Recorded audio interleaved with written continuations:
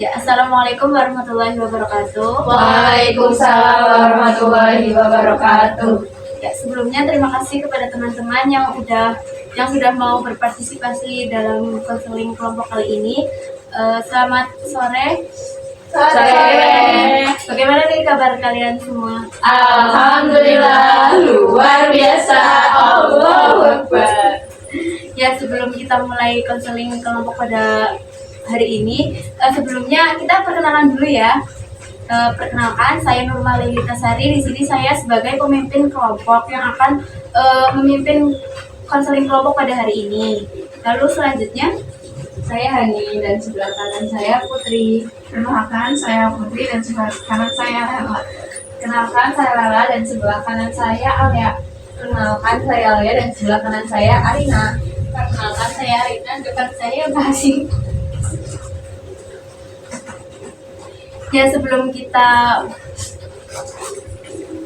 kita mulai sesi konseling pada hari ini, mari kita membaca basmalah bersama-sama.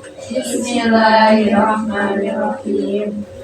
Sebelumnya, di sini kalian sudah pernah mengikuti konseling kelompok belum ya? Belum.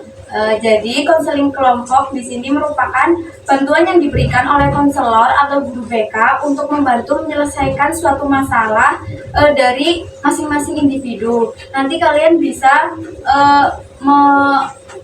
memberikan pendapat kalian untuk mencari jalan keluar atau solusi untuk permasalahan yang ada pada masing-masing individu. Apakah bisa dipahami? Bisa. Sebelumnya di sini, apakah kalian sudah tahu mengenal asas-asas dalam konseling? Belum. Ya, di sini saya akan memberitahu asas-asas yang terdapat dalam konseling. Yang pertama yaitu asas kerahasiaan. Jadi kalian tidak perlu khawatir masalah kalian bakal tersebar karena kita menerapkan asas kerahasiaan dan kita harus menjaga kerahasiaan satu sama lain. Yang kedua itu asas sukarela. Kalian datang ke sini itu dengan sukarela, tidak tanpa paksaan. Yang selanjutnya itu keterbukaan. Jadi kalian bisa bercerita secara terbuka agar permasalahan kalian dapat diselesaikan dalam konseling pada kesempatan hari ini. Apakah bisa dipahami? Bisa. Kita batasi konseling kali ini 20 menit ya. Tema.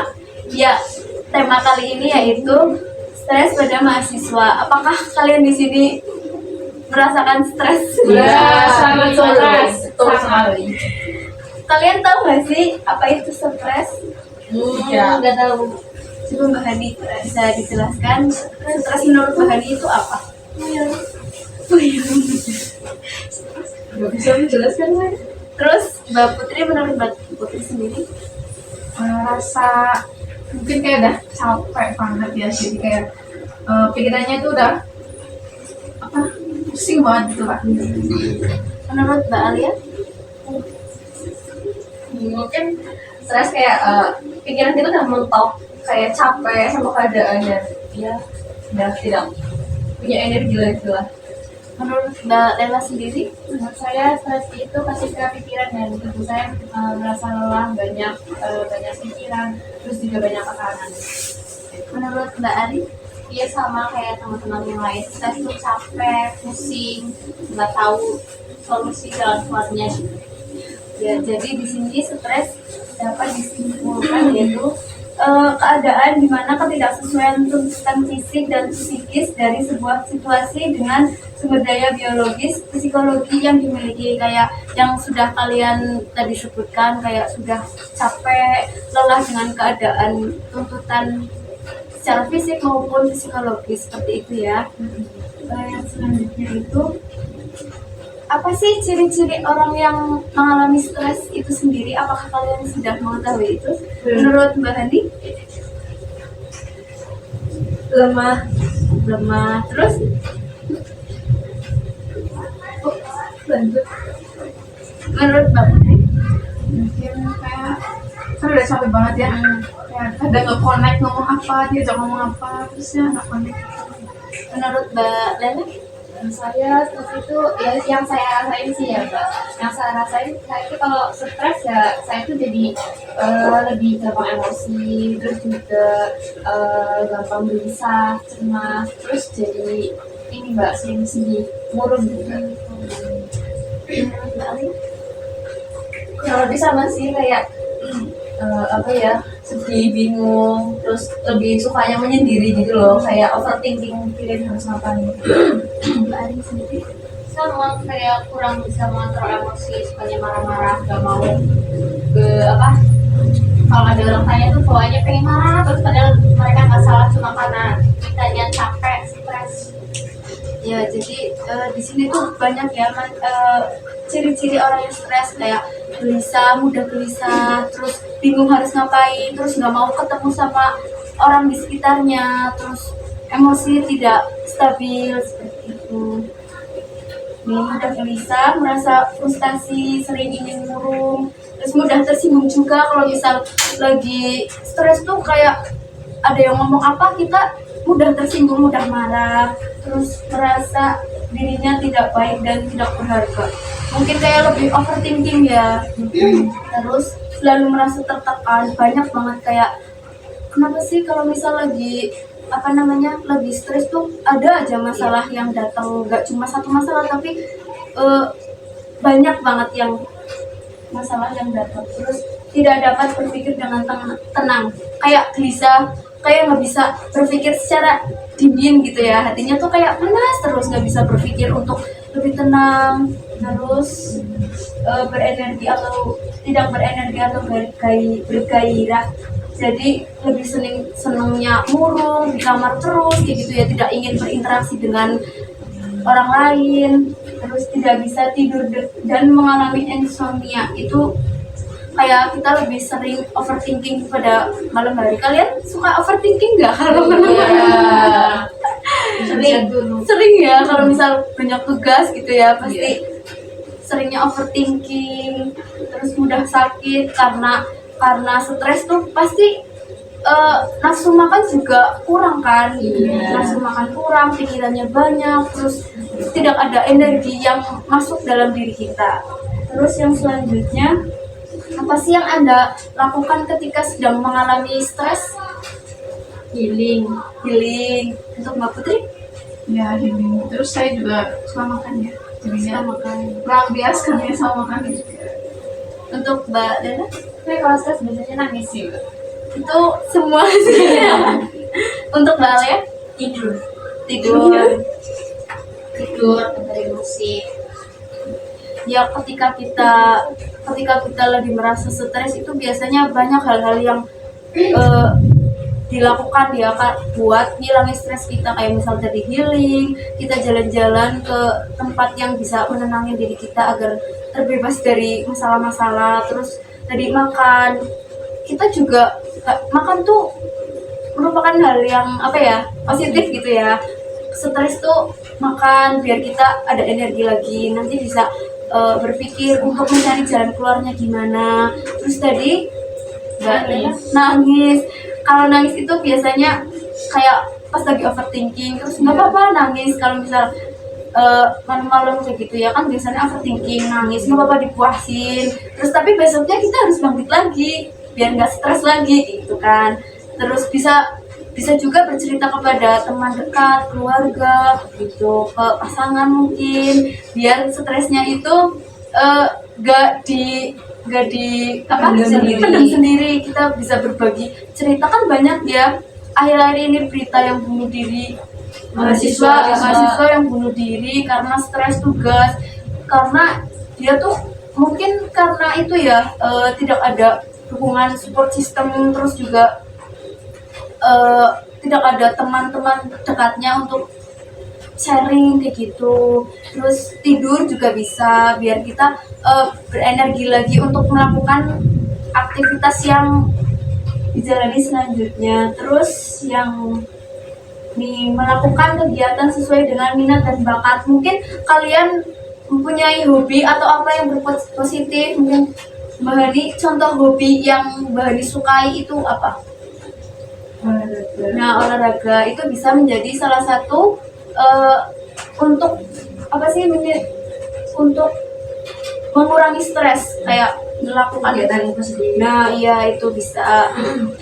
Terus ya berpikir positif, kita tuh tidak boleh kayak "Ih, udah apa ya, kita jangan merasa berputus asa, kita harus tetap berpikir ke depan, terus tenangkan pikiran dengan kembangkan hobi seperti menari tadi. Mungkin kalian juga memiliki hobi-hobi yang bisa dilakukan ketika lagi stres.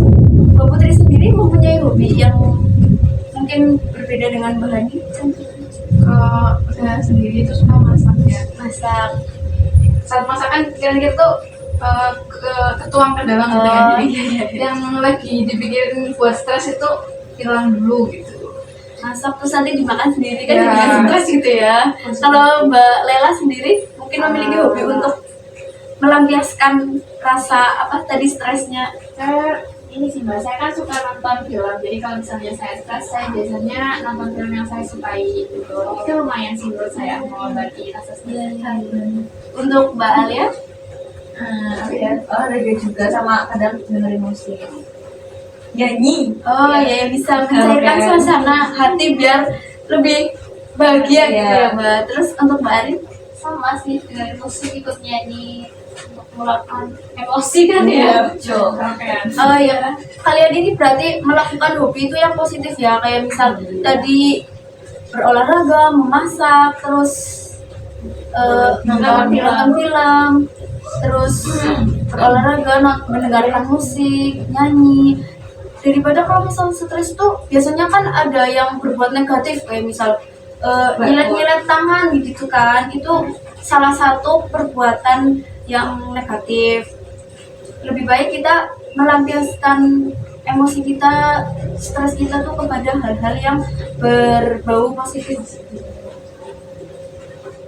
Terus bagaimana cara kalian untuk mengatasi stres sendiri itu menurut kalian? Gimana sih cara mengatasi stres?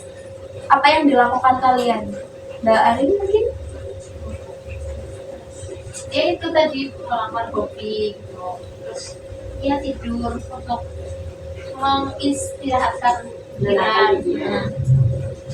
Untuk Mbak Alia? Apa ya? Berbanyak istighfar, mendekatkan diri kepada Allah. Untuk Mbak Putri mungkin? Nah, ya sama ya, mungkin melakukan hobi gitu ya. Sama jangan terpaku sama itu loh yang bikin kita stres, kayak kita tuh mikirin terus gitu kan. Jadi jangan terlalu dipikirin banget gitu ya, walaupun tetap kepikiran. Ya. Untuk Mbak Hadi? Ya, melakukan kegiatan positif. Nggak boleh overthinking juga ya. Itu sih paling penting. Ah. Mbak Lela? Kurang lebih sama sih kayak teman-teman tadi, ya itu kayak ngelakuin hobi, terus juga mendekatkan diri sama Allah ya, terus juga menyibukkan diri loh mbak, kayak memaksa diri untuk ya biar nggak bikin masalah kita terus. Terus tadi kan saya udah dengar tuh tentang mengenai stres pada mahasiswa. Saya ingin dengar tuh pengalaman kalian pas lagi waktu stres tuh gara-gara apa, terus apa yang kalian lakukan. Mulai dari Mbak Arin mungkin? Ya kalau kita sebagai mahasiswa ya pastinya kan stres tugas, kadang tugas satu matkul belum selesai, yang lainnya menyusul dan dengan deadline yang sangat mepet. Terus kadang kan kalau tugas kelompok kadang kan tiap orang beda-beda ya, ada yang maksudnya ada yang rajin, ada yang nanti bisa buat stres ya kalau di aku. Merasa tertekan mengerjakan tugas. Untuk Mbak Alia? Sama kayak apalagi kalau kan kelompokan, kadang itu kayak ada satu orang atau dua orang tuh yang nggak aktif gitu loh. Aktifnya tuh kalau dipaksa, kalau disuruh kayak tolong dong apa ya aktif gitu, nimbrung lah apa-apa, baru kalau nggak tuh nggak. Bahkan ada kayak yang sama sekali nggak ikut ngapa-ngapain, cuma nebeng nama, itu yang kayak buat stres banget sih, kayak nggak menghargai sebagai itu loh teman yang mengerjakan gitu. Jadi kayak udah memiliki, Mbak sendiri udah memiliki tugas sendiri yang belum dikerjain, belum yang kelompokan, ada aja orang yang nggak mau nimbrung gitu ya. Terus untuk Mbak Laila? Kalau saya sih stresnya lebih ke ini sih Mbak, kan ada dosen yang killer gitu ya Mbak. Nah itu sih kadang yang bikin tekanan dari dosen itu tuh kan dosen-dosen lain ngasih tugas juga ya Mbak. Nah ditambah satu dosen yang emang bener-bener ngasih tekanan yang kayak gak kira-kira gitu loh Mbak. Kayak misalnya kalau misalnya kita salah langsung di ini gitu. Terus tugasnya juga kadang gak jelas. Jadi itu tambah bikin aku stres sih. Oh, iya. Untuk Mbak Putri, Mungkin kurang lebihnya sama ya, sama yang lain ini. Terus dosen masalah dosen yang kalau misalnya ngasih tugas terus minta hasilnya itu harus bagus perfect gitu ya, tapi waktu ngejelasinnya aja nggak se-perfect itu, nggak jelas gitu loh. Jadi kan kita mau ngerjain tugas udah niat ngerjain tapi kita juga bingung ngerjainnya gimana, kan kita bikin stres ya. Iya. Ini gimana jadinya harusnya gitu. belum tahu harus gimana, Iya. bisa perfect apa gitu kan. Juga belum ada contoh dari dosennya Iya. itu sendiri. Untuk Mbak Hani, Ya mungkin dari tugas juga. Apalagi kan Win matkulnya kan dari 6.45 sampai maghrib. Nah tugasnya mepet banget sama deadline-nya. Waktu ngerjainnya tuh sih banget. jadi di sini tuh rata-rata stres gara-gara stres tugas ya. Stres tugas yang bikin kalian makin tertekan gitu ya, secara fisik maupun psikologis. Mungkin untuk mengatasi stres-stres tersebut mungkin kalian bisa berpendapat kayak misal untuk mengurangi rasa stres dalam mengerjakan tugas. Untuk Mbak Putri bisa disampaikan. Eh, Kalau lagi apa namanya, kita kan di tugas nih udah stres banget gitu kan, jadi udah nggak bisa fokus, dialihkan dulu, kayak misalnya ya boleh lah main medsos sebentar gitu. Terus kalau merasa emang udah bisa fokus lagi baru balik ngerjain. Untuk Mbak Lela, Kalau misalnya aku sih pernah ya ngalamin yang kayak punya anggota kelompok tapi dia tuh nggak kerja gitu ya. Nah kalau waktu aku sih waktu itu ya aku ngomong baik-baik sama anaknya. Terus kalau misalnya anaknya emang aku lagi sibuk banget atau misalnya soalnya aku lagi ngurusin organisasi gitu. Padahal kan harusnya pentingin dulu kuliahnya kan. Ya udah berarti kamu konsekuensinya nggak aku tulis. Jadinya apa namanya daripada nanti malahan bikin ini kan bikin apa ya kayak kelompok juga pasti nanti sebel kan sama orang itu. Jadi ya udah biarin aja ya. Meskipun kita udah kayak ngechat berusaha untuk menghubungi dia, tapi dia juga bodo amat ya. Kita nggak nyantumin nama dia kan. Iya. Untuk Mbak Arin, Iya sama sih kayak yang dilakuin Mbak Lela. Mau ke temennya mau dimasukin enggak, kalau enggak ya udah. Kalau mau namanya dimasukin ya tolonglah ada kontribusinya. Terus kalau yang tugas sendiri misal tugas individu kelompok ya tetap harus dikerjakan. Cuma ya tadi sambil dengerin musik baru biar ya sedikit mengangkat stres. jadi saya mau bertanya kepada kalian nih, apa sih komitmen yang dilakukan untuk Anda semua kalau misal lagi stres? Untuk Mbak Lela mungkin.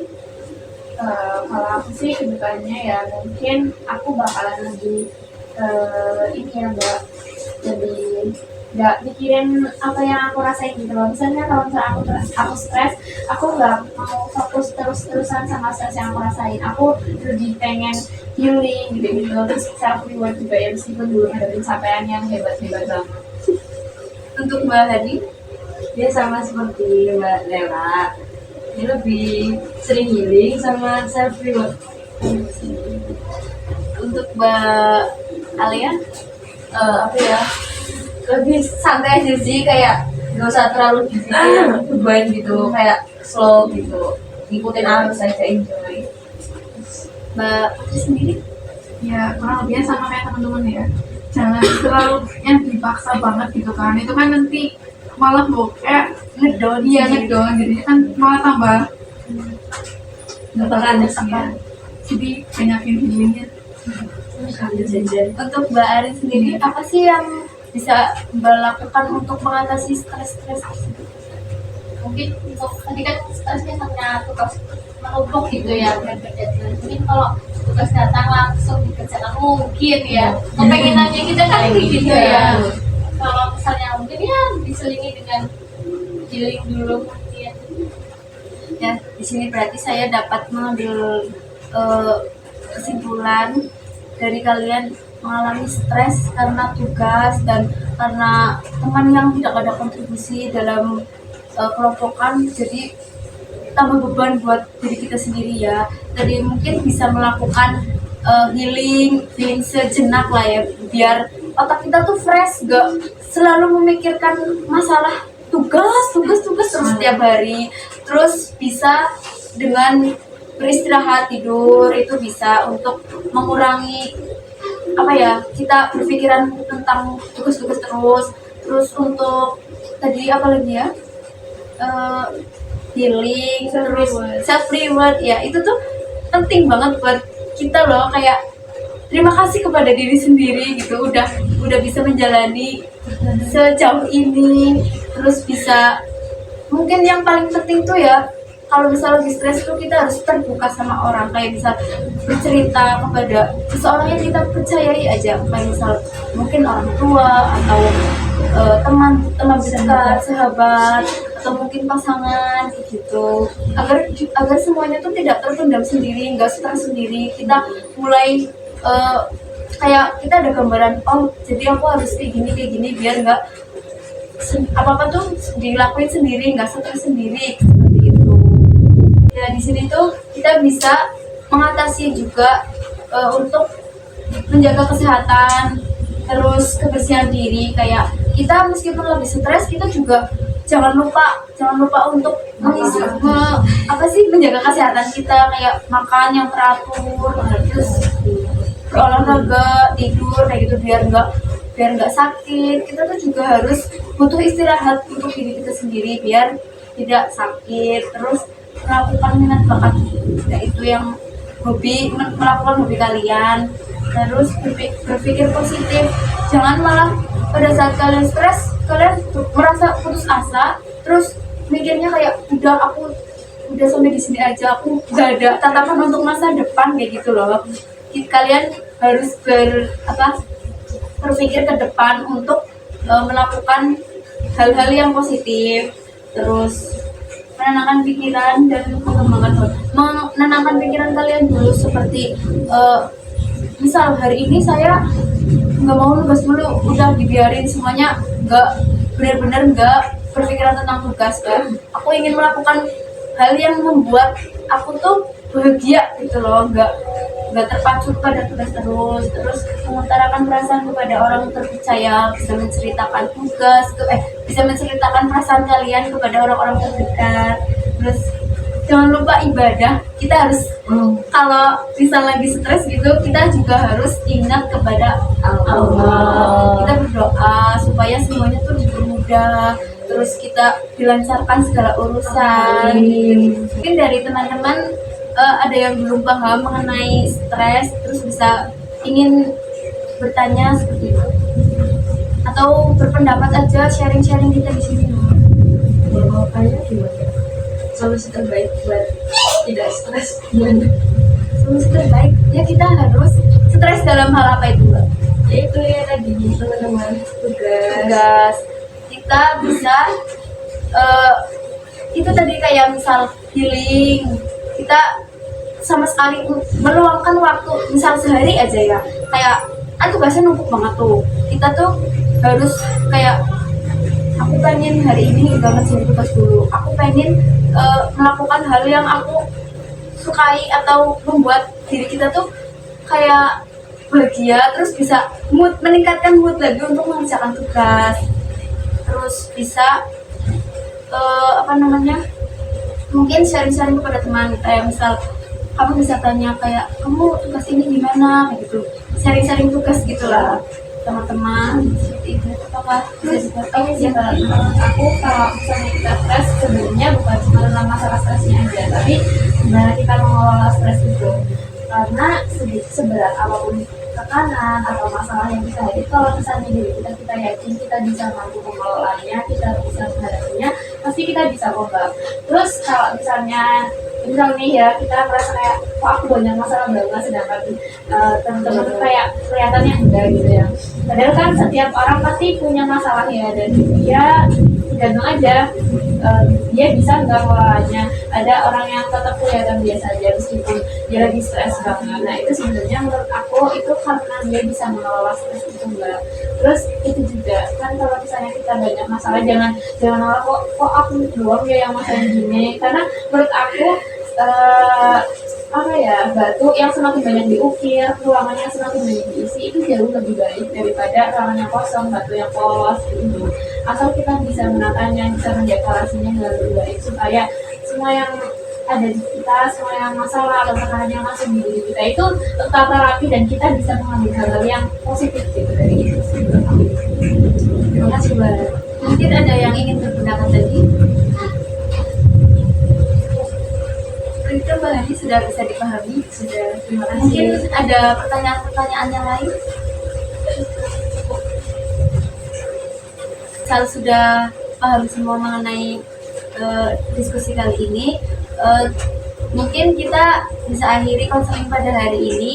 Dan kalau misal ada kesempatan lagi, kita bisa bertemu, dijadwalkan kembali untuk membahas mungkin topik-topik yang berbeda lagi ya teman-teman.